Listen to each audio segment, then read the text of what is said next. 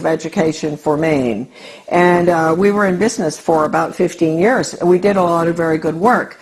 In 1980, I went to work for Ronald Reagan, and I worked there for 2 years until I was fired. Right? But I had worked hard for him from 1978 to get him elected. Right? And then in 1980, because of the work I'd done and the work in education, they put me, I got an appointment in the U.S. Department of Education. Because the people in Washington, with the conservatives, they were good back then, they're not anymore.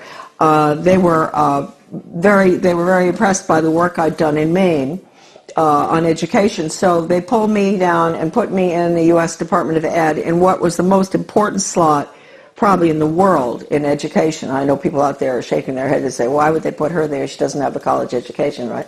Why are they putting her in there? Well, they knew, first of all, Reagan had promised to get rid of the Department of Education. Something he didn't do, and I will hold that against him forever, because he could have. Since that was the plan when they were staffing the department, they didn't have to put important people in those old slots. Like my slot that I got put into would have been filled by the former president of Harvard or Stanford or something, right?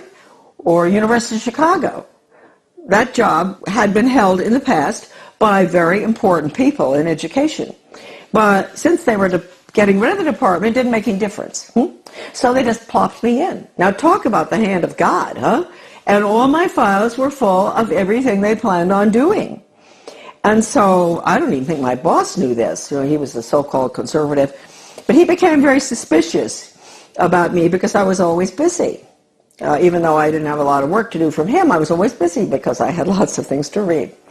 And I would stay after work. I'd stay until 2 a.m. in the morning. When everybody was gone, I'd get into everything. Sure, if it had just been the job and all the files and everything had been whisked away by these former very important educational change agent communists, Marxists, I would not have found stuff, but all the stuff was left in the office. What I saw was so depressing. That's hardly the word. I mean, this was the education of Charlotte.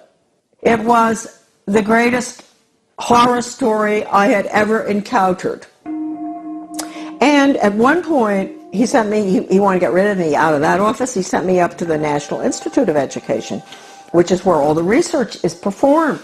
They send out all the grants and contracts to the universities or schools or whatever from there. I found out I was really in the belly of the beast right there, because I had access to all the computer printouts of all the grants and contracts of your money, folks, going out not just across our country, but all around the world, about how to change the education system from academics to a brainwashing using Pavlovian, Skinnerian, operant conditioning computers and workforce training for the globalist economy, the corporate fascist, socialist, communist government that's coming right in this minute. I had a friend from Maryland who used to come and she had a huge Cadillac, and I'd get all my stuff and put it in, interesting for Maine people, LL bean bags. You know those big LL bean bags? Those huge ones? And I'd put all the papers in there, and at lunchtime we'd meet uptown for lunch. She'd come in, marvelous gal, Australian, who I absolutely love, probably one of the finest Americans who ever, she was Australian, but she did more for our country than anybody I've ever known. Brilliant. We'd meet, dump the stuff in her car, go have lunch, she'd take it home. She'd get some of it out to the people across the country. It was not a really exciting job. It was mainly to see if the universities, the schools, the different entities across the country that were getting money or around the world from the taxpayers, that they were getting their quarterly reports in on time. That's all. It had nothing to do with philosophy. Huh? And so one day I ran across a grant to Lansing School District. Lansing, Michigan. This was University of Michigan connection with my office. And it was a values clarification program for first graders, elementary school. And it pre- and post-tested those little children about what goes on at home, what religion do you... And I looked at this thing and I thought, what on earth are they doing? And so I turned to this bureaucrat who was working with the GAO about financial things. And I said, look, we're doing waste, fraud, and abuse.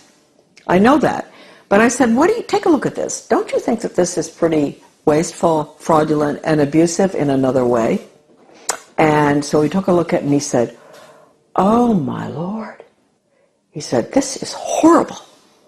And really nice guy, bureaucrat, Washington. People sometimes get after all the bureaucrats. They're not all that bad. Some of them are just like us, and they care. And I said, well, look, I'm only meant to be here 2 weeks, but could you give me extra time? Because I want to go through all these grants and contracts. And he said, you can have as much time as you want. So I spent 6 weeks up there going through all the stuff. And I can't tell you how horrible. First of all, even if you don't care about children, you don't care about education, you don't care about your country, you don't care about anything, people? Are there people out there who don't care about anything? They do care about their wallet, huh? You should care about this money that has been spent in the name of education. It's total brainwashing. Anything coming out of Washington is a total Marxist brainwash. And Marxism is the world of the future unless we stop it right now. I'm fired for leaking one of these documents to Human Events. It was the one that put technology into, with the computer on, with the curriculum on it. It was a grant going out to every single state with the computer curriculum for the state. Can you imagine, designed by Washington and all the different government education associations. And within that big paper that I found, Better Education Skills Through Technology, it was called, Project Best. I found this one paper, this was sort of a draft, and it said, what we at the federal level can control and manipulate. That's a direct quote, colon. And then it listed, this is for us at the local level because we don't know how to run our own laws, and the state. I get fired.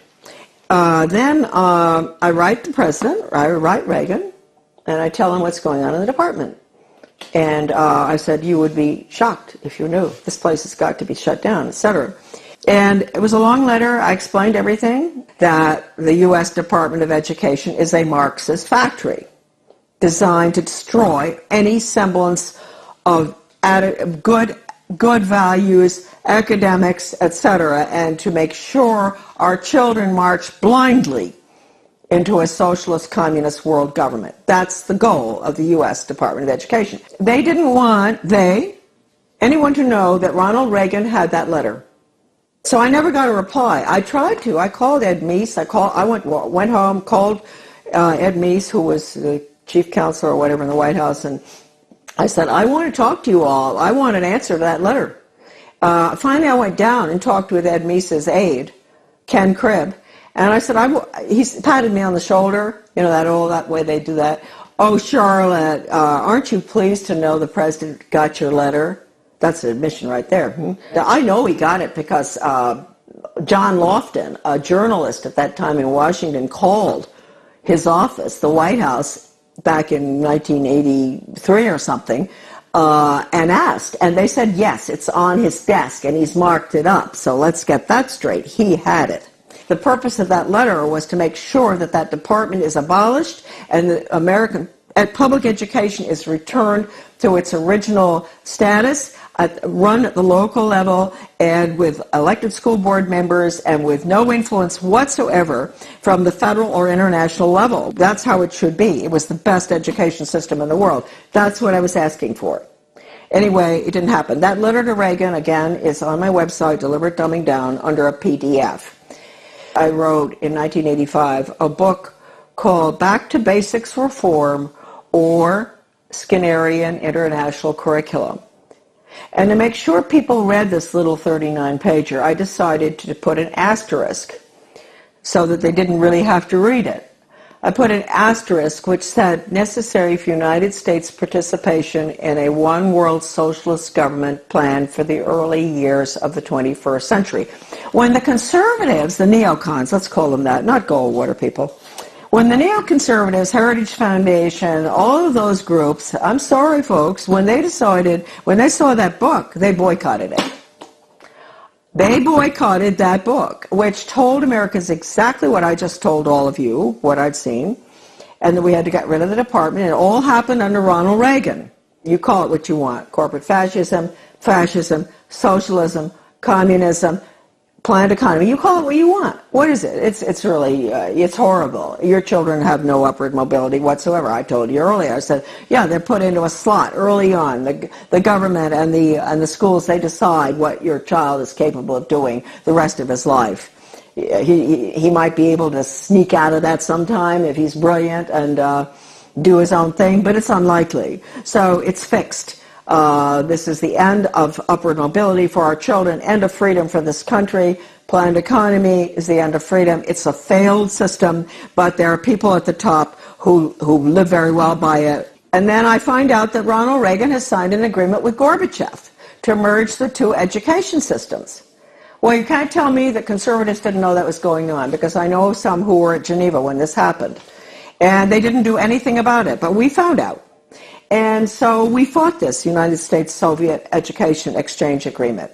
The Carnegie Corporation also signed agreements. Basically, most of that was to do with computers and technology and critical thinking for little elementary school children. Those agreements were signed. We raised $5,000 to put an ad in the Washington Times to expose that. It was called "Educate is Worse Than Watergate" or something. And but again, we got no support because that information wasn't meant to get out. Then, about 4 years after the fact, my little article was called "Soviets in the Classroom: America's Latest Education Fad," that nobody would touch. The conservatives, all the different conservative groups, media and all, would not publish it. And all of a sudden I got a phone call from a wonderful man by the name of Robert Morris, who was a judge from New Jersey. He calls and he said, I'm now the president of America's Future. And I had tried to get this article published by America's Future, Soviets in the Classroom. And I couldn't get it published. It was interesting because America's Future used to do a lot of articles on bad textbooks and everything in the United States, and I thought surely they would be interested in the United States-Soviet textbook agreement too, and exchanges. And I was sure but no, they would not publish it.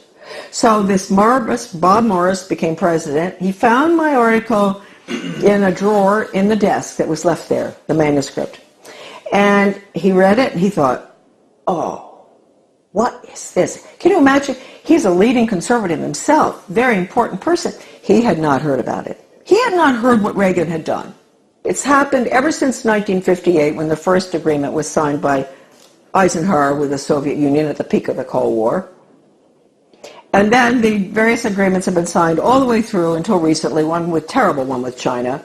So we have merged, and let me point out, just today, I was informed that there are forces at work in the state of Maine that are surrounding our wonderful people that we elected last November. Traditional Mainers, good, hard-working Mainers who were very upset about what's going on. They worked hard to get our governor in, a wonderful man, Paul LePage. And I want to warn all of you that out in your states, if you elected some really good people, they've been surrounded. And you've got to be very careful. You've got to let them know not to go along with any of the agendas that call for regional government or consolidation. Because regionalism, the merging of services, the police forces in one town, police force merges with another one, the schools consolidate, all the little schools merge into a big one. They tell you that's to save money and all. They're lying to you because it doesn't. We know that. It doesn't save money. But what it really is, regionalism is communism. And I have an article, it's in Deliberate Dumbing Down of America. You can look up the name Zeitlin. You will see this communist writer for the Communist Daily World in the mid-70s talking about the need for the United States to implement regionalism and consolidation. It's communism. So any effort that you see out there where they use the word, they don't use the word regionalism that much anymore, they're getting smart. They use the word consolidation. They convince the people, especially in economic downturn times like right now, this tragic time we're going through, that this will save money, that it won't have as high taxes. Consolidate, consolidate, don't do it. We are the major country that's going down to communism, and the rest of the world will follow. They'll call it the global system, the international socialist global system. It is nothing but a totalitarian system.